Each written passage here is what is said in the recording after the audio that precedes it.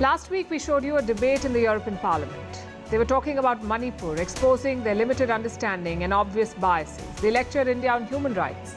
Tonight, we've decided to turn the lens to look at Europe's own human rights record. They've signed a deal with Tunisia this week. Europe is paying $1 billion to keep African migrants away. And basically, to outsource abuse. It's all sorts of problematic, racist and inhuman. Rights groups are questioning it, but guess what Europe says? This is for shared prosperity. Tonight we'll tell you what this really is about as we wait for the European Parliament to debate it. Also in the news, China's economy is going from bad to worse. A new set of numbers is out today. And in India, the stocks are on fire. We'll tell you what's driving this rally. In Pakistan, Hindu temples are under attack. In Singapore, a love affair has led to a major political scandal. In Australia, the Commonwealth Games are being cancelled. And in Canada, a company is calculating the cost of useless meetings. I guess all of us could use that calculator. The headlines first. Russia targets the Ukrainian ports of Odessa and Mykolaiv, calling them revenge strikes for the attack on the Crimea bridge. Kiev says it shot down 32 drones and 6 missiles during the wave of attacks. Monday's attack on the Crimea bridge was the second one in less than a year. A U.S. nuclear-armed submarine visits South Korea the first time in 4 decades. Seoul and Washington have ramped up defense cooperation amid growing threats from North Korea. Saudi Arabia will buy Turkish drones. The deal was sealed during President Erdogan's visit to Riyadh. It's one of the many major contracts signed to boost Turkey's struggling economy. Erdogan has launched a major effort to repair ties with the Arab powers. In Malaysia, the leader of opposition is charged with sedition. Muhammad Sanusi is in the dock for insulting the Sultan of Selangor. The Sultan is one of Malaysia's 9 constitutional monarchs. This comes just weeks ahead of regional elections, which are being seen as a test for Prime Minister Anwar Ibrahim.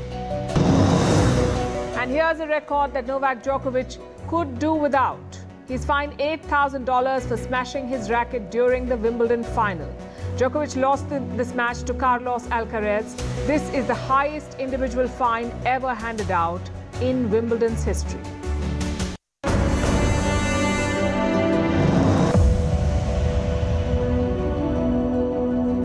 We should all be worried about the worsening human rights situation in India.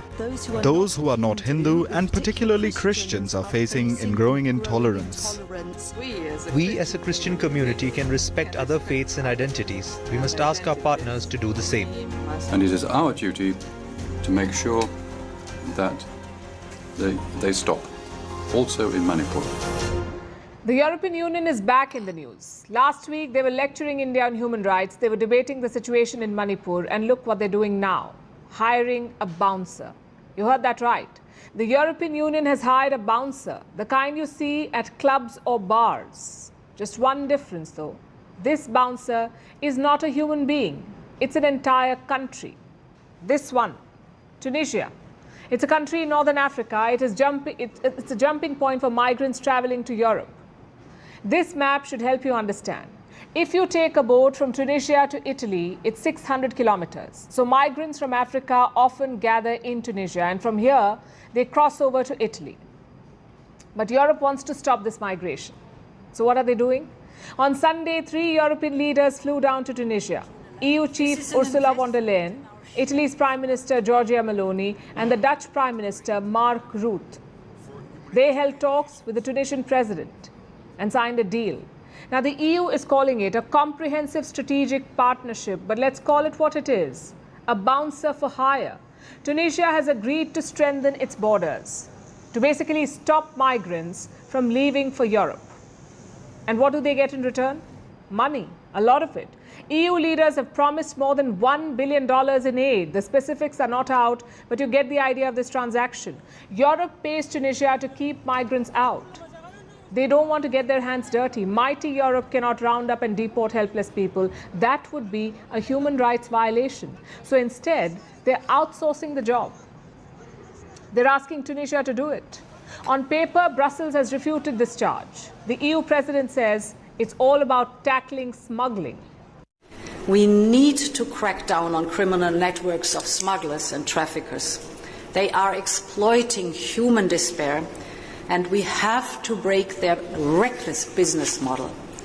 So we will work with Tunisia on an anti-smuggling operational partnership. How noble of Europe. They're not keeping migrants out, they're just concerned for their safety.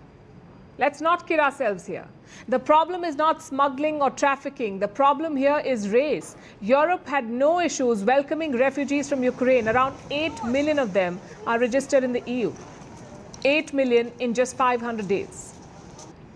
Compare this to the numbers from Africa. Italy has reported, in fact, 75,000 migrants in 6 months. I'm not saying welcome all of them. After all, these are migrants, these are not refugees, so Europe can choose to resettle them or not. I'm saying be consistent. Practice what you preach about human rights. Do not outsource your crackdowns to other countries, because that's exactly what Europe has done. Tunisia may be a democracy on paper, but their president has a problematic track record. He's jailed critics and journalists. He's increased the powers of his office, and he's also reduced the parliament to a rubber stamp. What has the EU said about all of this? Well, in 2021, they had a lot to say. The European Parliament accused Tunisia of cracking down on freedoms. But I guess that's all in the past. Under this deal, Tunisia will take back only their migrants, meaning Tunisians. What about the rest? People from all over Africa and even Asia gather here to migrate. Take a look at what Tunisia does to them. In Tunisia, the police arrested us, beat us and took our phones and all our money. They told us to go to Libya, and my people kept saying that Libya is very bad, but they left us without food and water. They put us there and then left. As we tried to enter the Tunis again, they now beat us badly. They now broke this my hand, or my head. They now tear it. That's what happened. So that's what Tunisia does to migrants, and pretty soon they will get paid for it. $1 billion check to keep migrants out of Europe. The UK is doing something similar. They signed a special deal with Rwanda. Under this deal, the UK would send asylum seekers to Central Africa. Rwanda would host them. In return, the British government agreed to pay the Rwandan government. It was so cruel, even British courts disagreed. They called it unlawful. Now imagine if some other country had done this, say in Asia or in Latin America. The criticism would have been unrelenting. The European Parliament would have debated it. But now there is silence, not a word of criticism against this racist policy. And that's what it is, racist. EU chief Ursula von der Leyen called it shared prosperity. What exactly are they sharing? Most of Africa was colonized by Europe. Their plunder and persecution is partly responsible for Africa's troubles today. If anything, Europe should be paying reparations. They should take in more people. Instead, they've hired a bouncer. Next time Europe lectures someone, remember this deal. Just point them towards Tunisia. Do you know what's trending today? The boom in India's stock markets. The bulls are leading the way. Key indices are breaking records. We'll discuss all of it later in the show. But first, we want to tell you who may be feeling left out. China. Once the engine of the global economy, China today is a laggard. Its economy is pulling down global growth. And it's not just China's problem, it's your problem too, because Beijing's poor economic performance has a bearing on all of us. Tonight, we bring you the numbers, the trends, and the implications, starting with the latest set of data. Today's headlines featured Evergrande. It's a Chinese property giant. It has been in news for all the wrong reasons lately. Today, it reported more losses. We are talking about losses worth $81 billion. $81 billion in 2 years. Evergrande has been in financial trouble for a while now. The company lost $66 billion in 2021 and another $15 billion in 2022. It defaulted 2 years ago. Before that, it was China's biggest developer. Today, it is one of China's worst debtors. By last year, the company owed some $340 billion. Since 2021, Evergrande had not released its financials. Today, they finally did. And it revealed how deep the rot is. The fall of Evergrande triggered a major churn in China. It inflicted some serious pain, and it had a ripple effect on China's property sector, on its banks, and on its economy. 50 developers defaulted after Evergrande, and since the Evergrande collapse, China has been stumbling from one problem to another. Yesterday, they released the latest economic data. China's economy grew by just 6.3%. It doesn't sound like a very bad figure, but it's slower than what had been expected. China's exports fell by 12% last month. Sale of flats down by 27%. These are poor numbers. They suggest that China's economic growth has stagnated. Although yesterday Beijing tried to put a different spin. They tried to push a different narrative. Listen to this. Although the Chinese economy faces increasingly complex and challenging external environment and domestic development pressures, its fundamental strengths and its advantages characterized by resilience, great potential and vitality remain unchanged for the long term.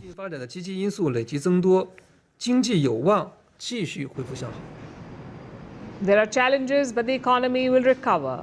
That's the message from Beijing. China is making it sound like there is no reason to worry. But behind the scenes, Chinese officials have gone into an overdrive. They're talking to the US again. In 1 month, China has hosted 3 senior American officials. In the next 2 weeks, Chinese ministers will travel to Washington. And guess what's on the agenda? Trade ties.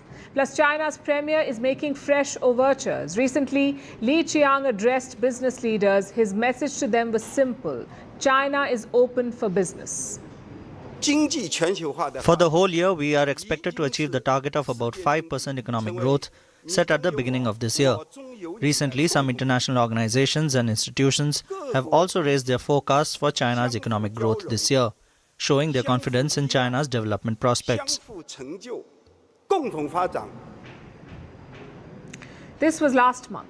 Now the numbers are out and they're well below China's targets. This year, Beijing wanted to grow at 5%. But from April to June, China's economy grew by just 0.8%, which is less than the 1% mark. At this pace, Beijing is sure to miss its targets.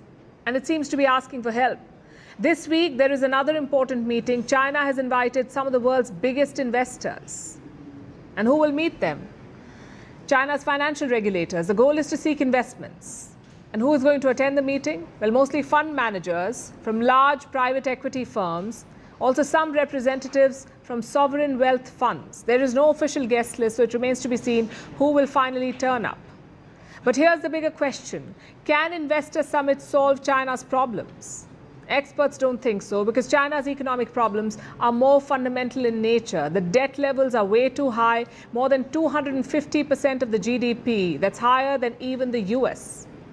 There is weakness in real estate, unemployment is high, and sanctions from the West are forcing businesses to take their investments elsewhere. These factors are exerting pressure on the Chinese economy. Until Beijing fixes these problems, there can be no recovery. Have you invested in the stock market? If yes, then congratulations. Today was a good day for you. Go ahead and check your portfolio. In the last 2 days, Indian markets have scaled new highs. Both Nifty and Sensex hit all-time highs. The Sensex topped the 67,000 mark for the first time in its history. The Nifty reached 19,811. Both are record numbers. So tonight, we're looking at 3 questions. 1, what is driving this rally? 2, should you be investing now? And 3, what does it say about India's economy? First, let's understand the rally. It's been building up for quite some time. Since late March, the Indian markets have gained more than $600 billion. The Sensex is up almost 15%. So the momentum was there. But where did that momentum come from? Foreign investors, they are pumping big money into Indian stocks. Around $16 billion since April. That's around $1 billion per week. India has become the largest recipient of foreign investment among emerging markets. What explains this sudden interest? Well, for starters, there is a slowdown in China.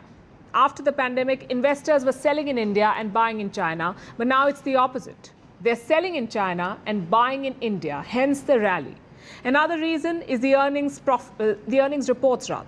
Indian companies are publishing numbers for the first quarter. How much they sold and how much money they made. Sort of like a progress card, a report card. The assumption is it will be good. India's consumer confidence has reached pre-pandemic levels. People are buying, people are traveling again, so companies should be doing well.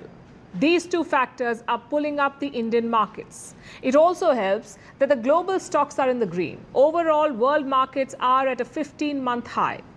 They're expecting some good news from central banks. You see, inflation has largely eased off. Let's in fact look at US inflation, for example. In America, inflation was 9.1% in June last year. This year, in June, it fell to 3%. That's the lowest US inflation in 2 years. The Federal Reserve will be watching this closely. That's America's central bank, the Federal Reserve. They have been hiking interest rates to battle inflation, but now could be the time to pause. Maybe let the economy breathe a bit. If that happens, the markets will love it. So to sum up, there are three big reasons for India's stock rally: more foreign investment, hopes of good earnings, and global momentum. Now to the second question. Is this a good time to buy? Absolutely not. Experts have warned of a correction pretty soon. What does that mean? Well, think of this rally as adrenaline. When it pumps through your body, you're raring to go. You're more alert, more energetic. But what happens when it disappears? You lose the energy. This rally is a bit like that. Yes, there is a lot of global interest in the markets, but even then, these levels are way too high. So expect some volatility soon. Plus, a lot of people will be looking to sell at these levels. And why not? It's a good time to book your profits and leave. Just one problem, though. When so many people sell, it will drag the markets down. So don't think about investing right now. You can't make much money at these levels, which brings us to the final question. What does it say about India's economy? Let me give you a disclaimer first. I know the markets are often shown as an indicator of economic health. And they are an indicator, but not a perfect one. The markets are a bit like over-enthusiastic parents. They love their children, so they bet on them. The best schools, the best tuitions, the best technology, and sometimes it works. The kids go on to become successful, but sometimes their interests are elsewhere, maybe in music and not academics. In such cases, the investment backfires. Do you see what happened here? The parents made a decision based on their sentiment towards the child, not necessarily skills or interest, but sentiment. The same often happens in the stock market. Investors place massive bets on countries only to lose money. Is that what's happening in India? Well, not from the looks of it. India is expected to be one of the fastest growing economies this year. Rating agency Fitch upgraded the GDP forecast last month. It was initially 6%. It is now 6.3%. So all the ingredients are very much there. Inflation is under control. Industrial output is rising and forecasts are good, which is why many investors look at India as a bright spot. Yes, there is some sentiment and speculation involved, but it's also backed by hard numbers. So the stock rally is like a vote of confidence from investors. They are betting on India. They're positive about the India story. It's the government's job now to repay that faith, to use this pandemic recovery period to make real gains. If not, this rally will fizzle out, and along with it, the sentiment. Financial boom or not, one group always thrives: business leaders. It's a big contradiction of the corporate world. Job cuts for ordinary workers, million-dollar bonuses for CEOs and directors. Try making sense of that. If there is a financial downturn, shouldn't everyone be affected? Well, technically, yes, but in practice, that's not what happens. And why am I talking about this today? Because for some bigwigs, the game is up. Directors at Tesla have settled a lawsuit with their shareholders. Guess how much they're paying? $735 million. The directors will return this money to the company, $735 million. The question is why? Because they overpaid themselves. From 2017, these people awarded themselves around $11 million in stock options. The shareholders caught on to it. They filed a case saying the compensation was too high, and now Tesla has settled. The company won't say why, but court documents say the directors are acting in good faith. Sure they are. What's $700 million over good faith? Elon Musk himself is fighting a similar case. He awarded himself $56 billion in stock options, $56 billion, and that too is being challenged by shareholders. But our story tonight is not just about Tesla. It's about every company out there. Why are CEOs and directors paid these ridiculous sums of money? And why in the middle of job cuts? First, let's look at some numbers. CEOs of American companies are paid around $27 million. That's salary plus stock awards. And this is 399 times more than what average workers earn. 399 times. This gap was not always so high. In 1965, CEOs earned 20 times more. In 1989, 59 times. So what changed after that? Well, in the West, it was a time of economic churn, the 1980s. Governments in the US and the UK cracked down on labor unions. They put more emphasis on the free market, so naturally the gap widened. Another reason was the fall of businesses owned by families or individuals. In their place, shareholders appeared. Now, shareholders are more demanding. They want to see instant results. They want to see profits. So what did board members do? They agreed to pay CEOs more. The assumption was this would drive the company forward, which brings us to present day. High-paid CEOs are a reality of today. Supporters say, let the market decide salaries. If businesses are willing to pay millions, surely they must be worth it. But critics say otherwise. They claim not every CEO is an industry titan. Some of them are piggybacking on other factors like a great tech team or a booming industry or maybe a tax cut. Either way, the payment is ridiculously high and it doesn't change even during bad times. Let's look at some of the big companies now. Meta laid off 10,000 people this year, plus 11,000 late last year.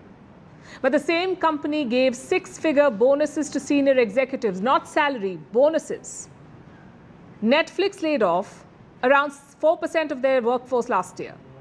Their CEO has a bonus worth $14 million. Same with Google. They laid off around 12,000 of their employees. That's around 6% of their workforce.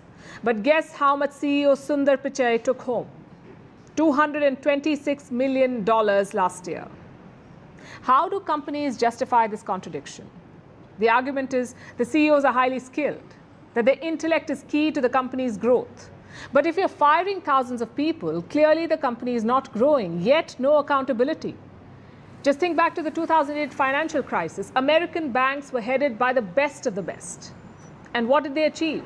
They plunged the entire world into recession. Tens of thousands of people lost their jobs, but again, no accountability. In fact, they were rewarded. The US government had to spend billions of dollars to bail out American banks. And guess what these banks did with that money? They paid bonuses. 5,000 of the top bankers got $5 billion in bonuses. Tells you where the problem is. There is no scrutiny or independent oversight. Most CEO packages are decided by compensation committees. And who is part of these groups? Board members and executives from other companies. It's like asking actors to rate their own movies. Obviously, it will be 5 stars. So what we need is more transparency, more logic to these numbers. I'm not saying CEOs should earn the same as other workers. They do bring in valuable expertise. They should be paid more than average workers. But how much more is the question?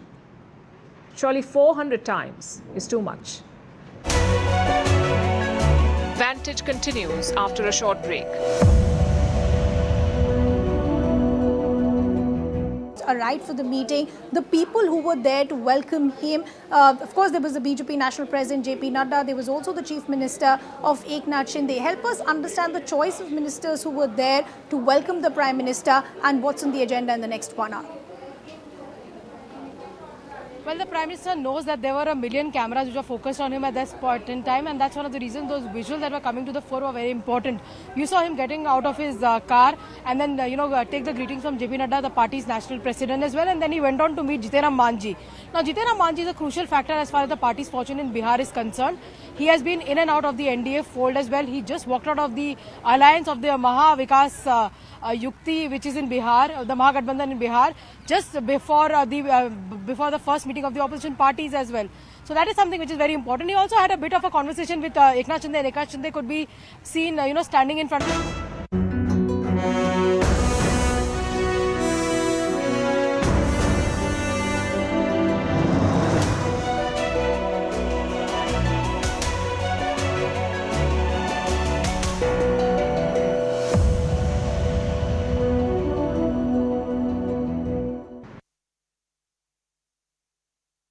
Our next story is from Pakistan.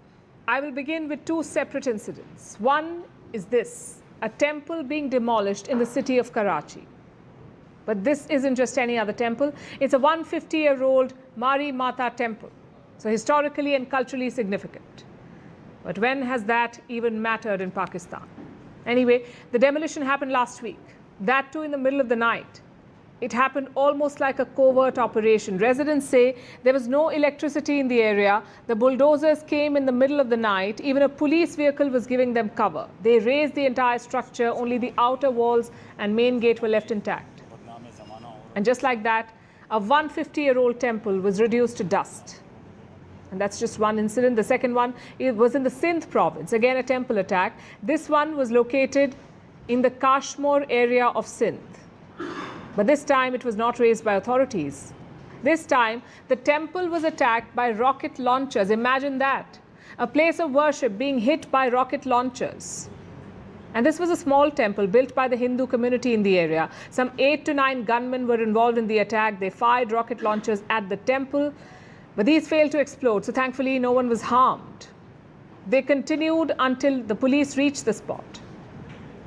So we have one temple demolition in Karachi and another horrific attack in the Sindh province. What explains these sudden attacks? What is the reason behind this rising anti-Hindu sentiment in Pakistan? The answer may be a little closer home. Some of you may have heard of her, Seema Haider. She's a Pakistani mother of 4, but her story is an interesting and bizarre one. She left Pakistan to run away to India. Why? Because apparently she'd fallen in love with a Hindu man here. Sounds like a cross-border love story. Authorities say there may be more to it. But this is where things get weird. Seema apparently met this man while playing the popular game PUBG in 2019. So she escaped to India via Nepal. Soon they settled near the capital, Delhi. Earlier this month, she was arrested for illegally entering India without a visa. Her lover, on the other hand, was jailed for sheltering illegal immigrants. Now we understand they're out of jail, but it looks like this story did not go down too well with Pakistan. Groups threatened to attack Hindus and their places of worship there. They said it was in retaliation to the so-called love story. So that could be one reason. But then again, with Pakistan, you never really know. It's not like they have a history of protecting minorities. Look at this report by the Human Rights Commission of Pakistan. It talks about the recent attacks. Let me quote from what it says. Alarmed by reports of deteriorating law and order in the districts of Kashmir and Ghotki in Sindh, where some 30 members of the Hindu community, including women and children, have allegedly been held hostage by organized criminal gangs. Hindu women and children being held hostage, all because some people did not fancy a cross-border love story. And this is not a first. Hindus are the largest minority community in Pakistan. Nearly 7.5 million Hindus live in the country. Most of them live in the Sindh province. This region has a rich Hindu history, but it's now making news for discrimination and persecution. Since 2020, more than 20 Hindu temples have been attacked in Pakistan. They were either vandalized or damaged. There are reports of forced conversions, kidnapping of Hindu girls and women, forced marriages, rapes, even beheadings. They are marginalized and targeted every day. And what does the government of Pakistan do? Absolutely nothing. Hindus may make up the biggest minority community, but there are no laws protecting them. In fact, there are no laws protecting minorities in Pakistan.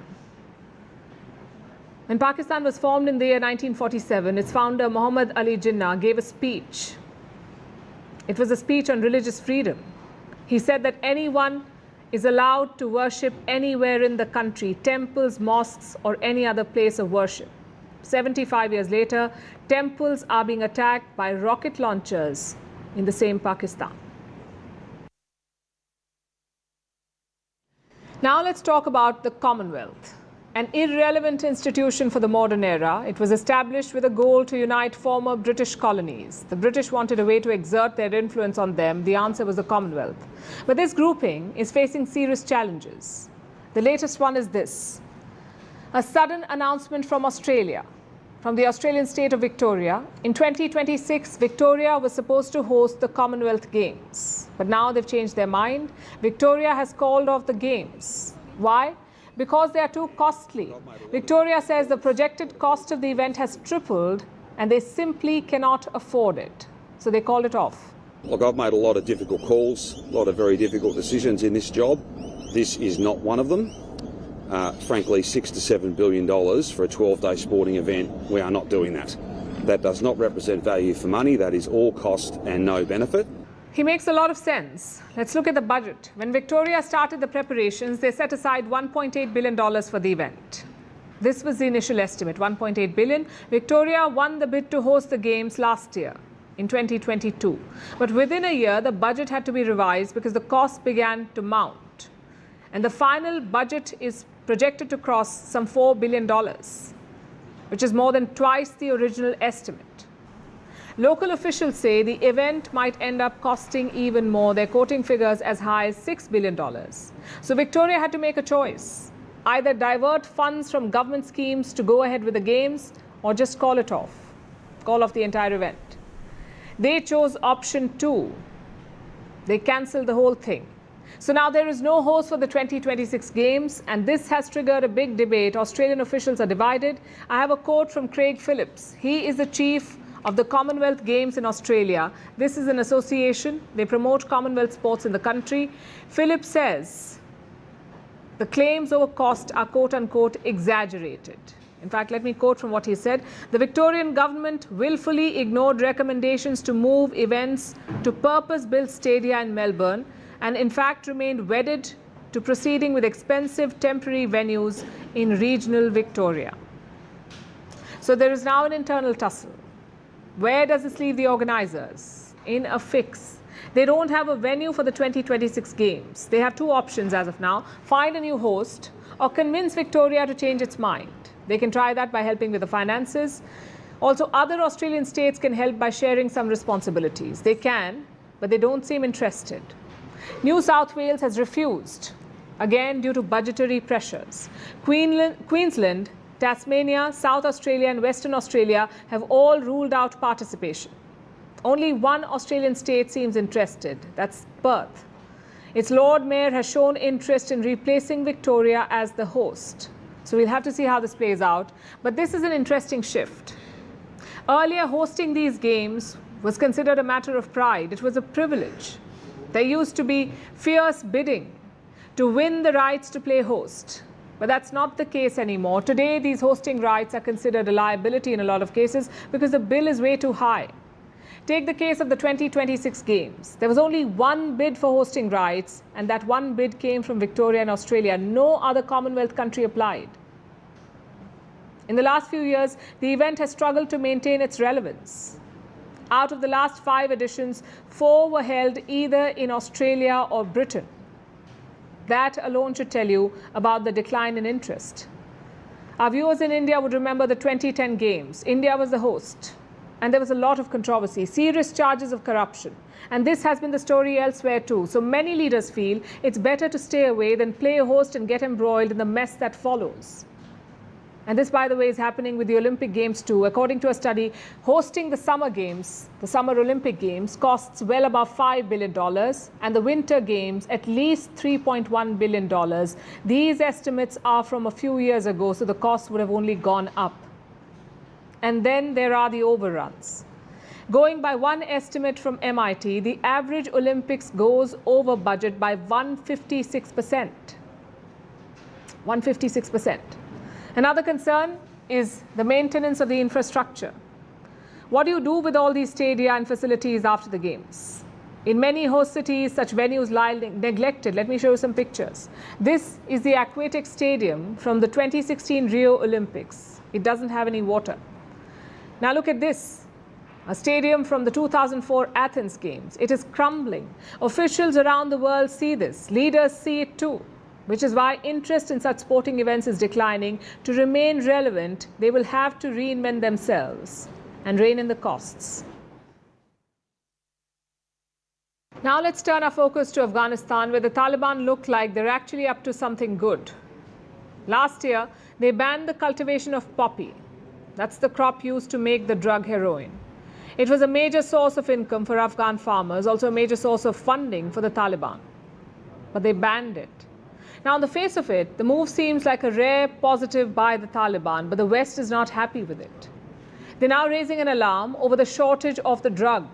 Not making this up. Some in the West do not want this poppy ban to continue because this could lead to problems on Western shores. Our next report explains. The Taliban are in the middle of a war. Not the usual kind though. It's their version of a war on drugs. You see, Afghanistan is the world's heroin basket. For years it has produced over 80% of the world's heroin. But last year, the Taliban put a ban on poppy cultivation. Poppy is the crop that is eventually turned into opium and then heroin. It was grown throughout Afghanistan, especially in the west and southwest. Nowadays, you see headlines about the Taliban burning down fields of the crop. Now you'd think this was a good thing. The women-hating tribal warlords finally doing something good for a change. But it seems that the West isn't too happy about this move. Take a look at these headlines. The first article talks about how the Taliban's successful opium ban is bad for Afghans and the world. Yes, really. It's by the United States Institute of Peace. The organization is an independent institute founded by the US Congress, and it warns about the dangers of less opium in the world. Let's first look at some of the points raised. It says that poppy farming has helped Afghan farmers survive the chaos the country regularly goes through, that forcing them to move to other crops would bring more hardship to the small-scale farmers. It would also widen existing inequalities. Rich farmers could hoard opium harvests and sell the crop at a higher rate when supplies dry up. The poor farmers will be at risk. They could resort to selling assets like livestock to make ends meet, leading to ruin in the long run. This sounds like a humane argument. It considers the plight of poor Afghan farmers. But let's look at the other side. Almost 3.5 million Afghans are addicted to opium in some form or the other. That's about 10% of the population. The drug is wrecking lives, more so since the Taliban took over in 2021. After all, a lot of people turned to drug abuse to cope with the horror of the Taliban's return. So while the plight of the farmers is important, opium may not be the best way to support their welfare. The other arguments raised against an opium ban in the USIP article and others don't really focus on Afghans. They're about what will happen to the West. An opium and heroin ban will reduce the supply of the drugs in Europe because most of Afghanistan's heroin makes its way to Europe via Iran, Turkey and then the Balkans. The relative ease of heroin access actually shields Europe from worse narcotics. From synthetic opioids like fentanyl. That's a drug leaving a trail of bodies in the US. It's reportedly 50 times stronger than natural heroin. Europe has managed to stay relatively fentanyl-free for now. The end of Afghan opium could change that, bring about a worse drug crisis in Europe. Now you can still justify this fear. While not brave or ideal, countries are of course allowed to prioritize the lives of their citizens over foreigners. But the other reasons given are less about life and more about comfort, the fear of immigrants. Once again, Europe wants to keep refugees away. Afghan refugees this time. The articles against the opium ban warn of a new exodus from Afghanistan, of farmers who lose their livelihoods coming to seek asylum in Europe. And for that, the solution seems to be letting them continue farming poppy. It's ridiculous. How can the West be so xenophobic that they would prefer more drug production in the world over accepting refugees? How can they advocate just letting Afghans make more heroin instead of making room for refugees looking for a better life? The ending of Afghan opium should be celebrated. Any short-term difficulties the people face should be addressed through aid. For once, the Taliban seem to be on the right track. This should be encouraged. Because look at the alternative. The Taliban have historically depended on heroin for funding. And if they cannot feed the Afghan people, if they face too much public anger, they might just restart poppy cultivation. Then xenophobic Westerners may sign relief, but Afghans and the rest of the world will continue to suffer from a drug crisis. Our next story is about a particular kind of pain. It is known to nearly every person who has ever held a job. The tyranny of tedious meetings. Many call pointless meetings mind-numbing. Some say they're soul-sucking, even torturous. While the same old jokes are criminally repeated, intense boredom reigns supreme, minutes are made and several hours are lost. But that's not all. Remember the age-old maxim, time is money? Well, a study says that's true for meetings as well. Unnecessary meetings do not just waste time, they also waste money. And they cost big companies $100 million every year. Firms are slowly waking up to this fact. The latest among them is a Canadian company, an e-commerce platform called Shopify. It has started putting a price tag on meetings. The company uses a special calculator which is embedded in each employee's calendar app. It uses an average salary of the employee's role, the duration of a meeting, and its attendee count. Then it estimates the cost of these meetings. A typical half-hour meeting costs anywhere between $700 and $1,600. But put a senior executive to the mix, and the cost shoots above $2,000. Can you imagine your company treating you to a $700 dinner? The chances are slim, but that's how much they casually spend on a useless meeting. Now, I'm not saying all meetings are bad. Sometimes they are essential, important for exchanging thoughts or making plans or reviewing progress or setting agenda. But more often than not, meetings steer in the opposite direction. They fail to achieve the goal they set out to. They're tiresome, stretched out without reason, inconsequential, unproductive. Yes, useless meetings don't just rob companies of money, they also take away your productivity and joy. A study calls them one of the top 5 causes of inefficiency. Another study says that bad meetings reduce communication and collaboration. People's happiness at work takes a hit. But you don't need a study to know all of this. Useless meetings are a shared human experience, and it seems like everyone hates them. How many times have you thought to yourself that this meeting could have been an email? Well, you're not alone. And I believe the kids are calling it meetingitis. It's when unnecessary meetings are held excessively, and lately they've become more common than ever. Meetings have increased in frequency over the past 50 years. Executives spend about 23 hours a week in them. That's up from less than 10 hours in the 1960s. The pandemic only made it worse because in-person interaction was limited. A Microsoft report agrees to this. Since the start of the pandemic, the number of meetings increased by 153% globally. Companies see this. For decades, they've tried to make meetings relevant. Like in 2006, Ford Motor slashed unduly long meetings. In recent years, other companies have tried to get more creative. Some have introduced a no-meeting day every week.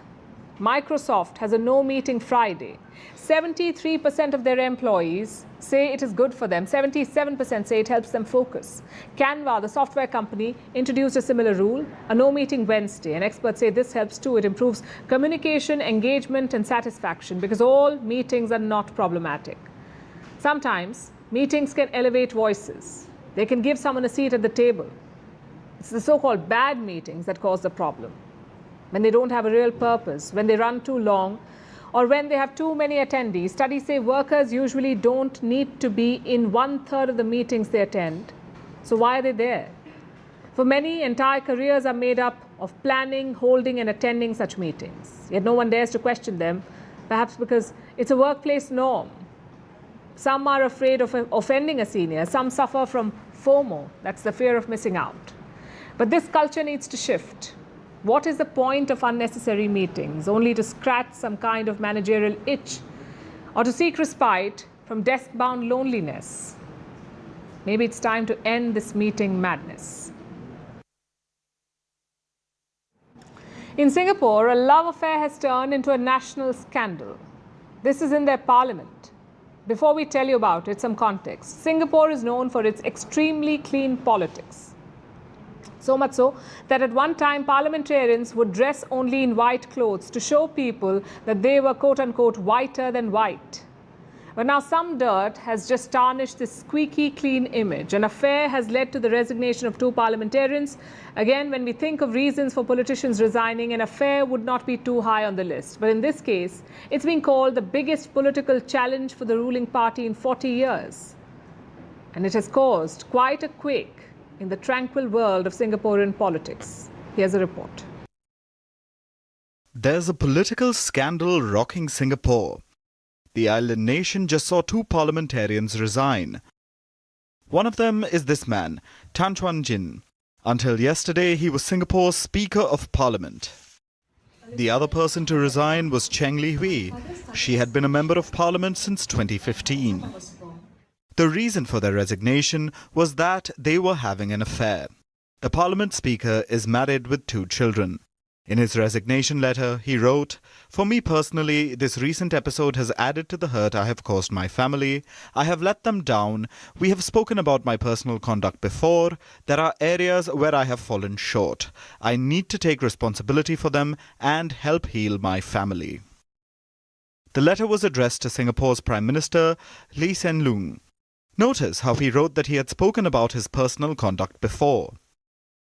The affair was reportedly going on for years. The Prime Minister was aware of it as far back as 2020, but only now was the Speaker asked to resign. The timing could be related to another gaffe by Tan. He was recently caught bad-mouthing another lawmaker in Parliament. Tan had forgotten to switch off his mic, and his tirade against a lawmaker became public. However, Lee says it's the affair that resulted in Tan's ouster.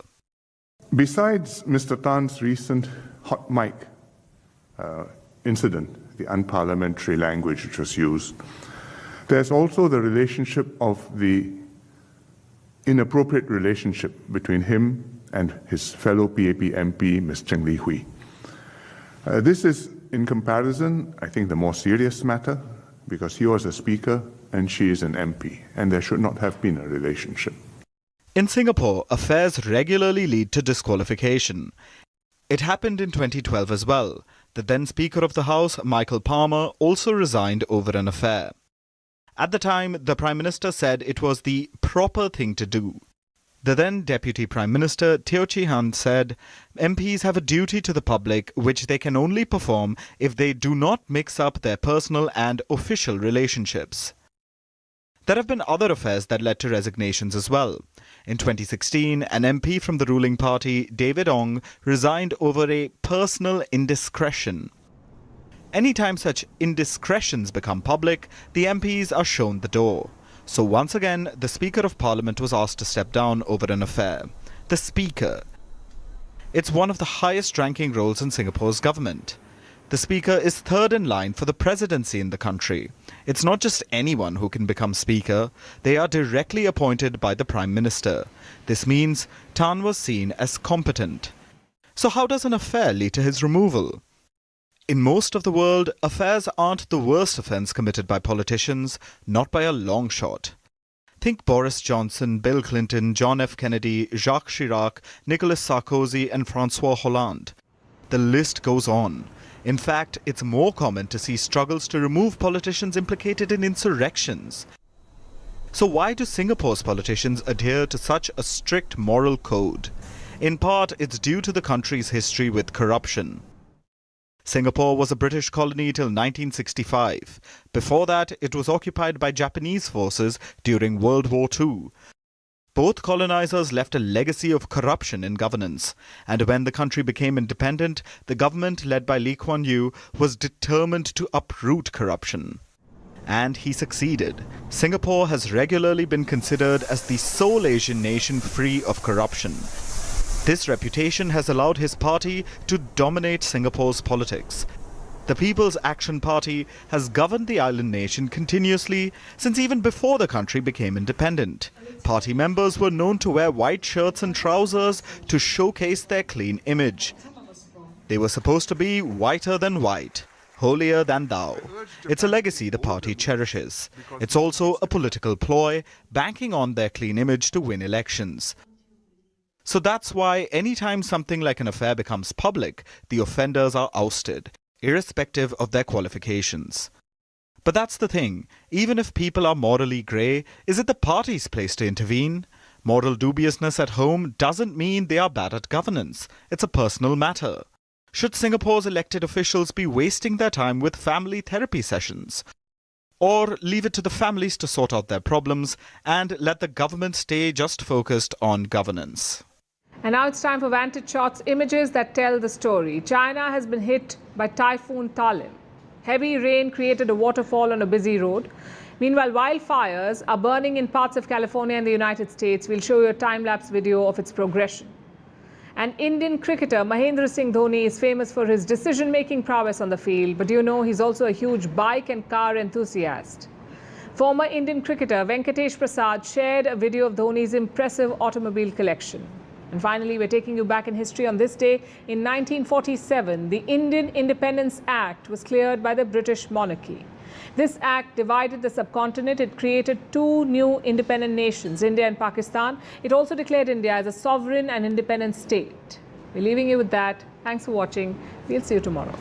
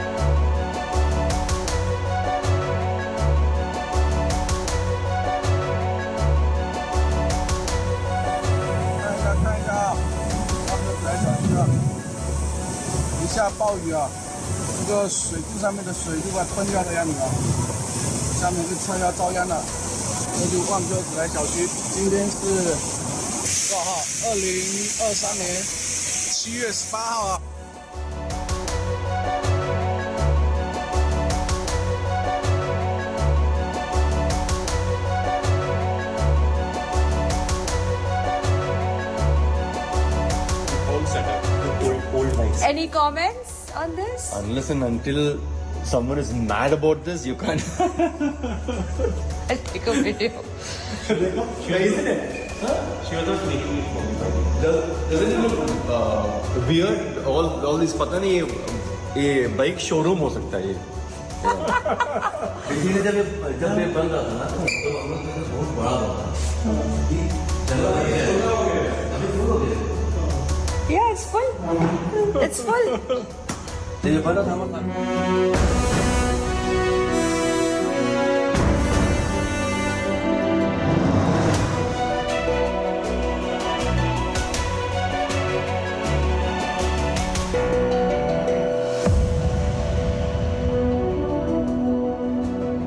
और साथियों, मेरा जीवन आप देखते हैं, देश देख रहा है. मेरे शरीर का हर कण, मेरे समय का हर क्षण देश को ही समर्पित है.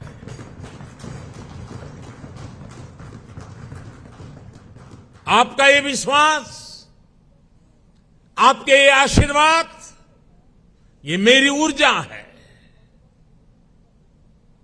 और साथियों, आप सब कह रहे थे कि 2014 में देश की इकोनॉमी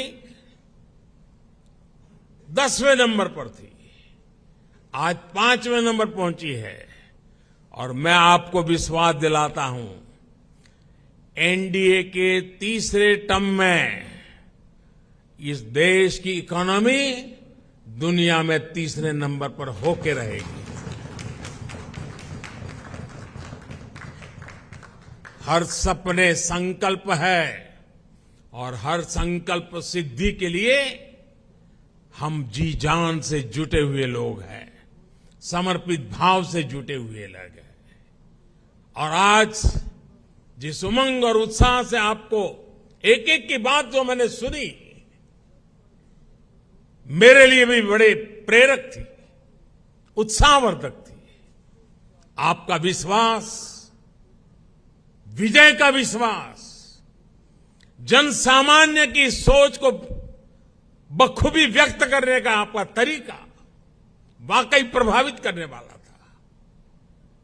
मैं मानता हूं कि 25 साल की यात्रा की आज की ये महत्वपूर्ण बैठक 25 साल बाद देश जब 100 साल की आजादी मनाएगा, हमारे सामने भी 25 साल का नक्शा है दोस्तों। देश जब अमृत महोत्सव मना रहा है तो हमें सेवा करने का मौका मिला है। और आप लिख के रखिए, यही लोग हैं, यही लोग हैं। जब देश 100 साल की आजादी का पर्व मनाएगा, आप ही के परिश्रम से, आप ही के पुरुषार्थ से, आप ही के नेतृत्व से ये संभव होने वाला है, ये मैं साफ देख रहा हूं दोस्तों। इस विश्वास के साथ मैं फिर एक बार आप सभी का इस बैठक में आने के लिए, एनडीए को सशक्त करने के लिए मैं हृदय से बहुत आभार व्यक्त करता हूं। जो सुझाव आए हैं, उन सुझाव को नड्डा जी और उनकी टीम जरूर उसको पूरा करेगी।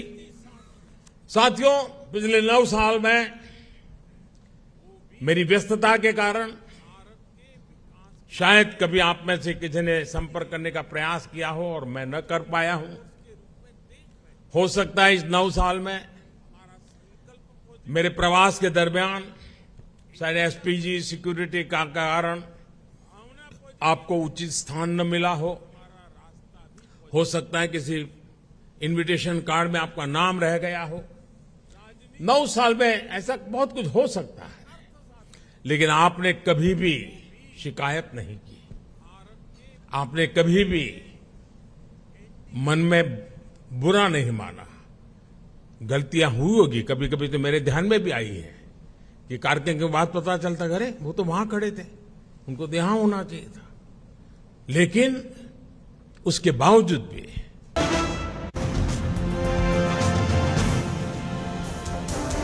A very warm welcome to News 18. I'm Akanksha Swaroop. Let's dive into the segment with some breaking inputs coming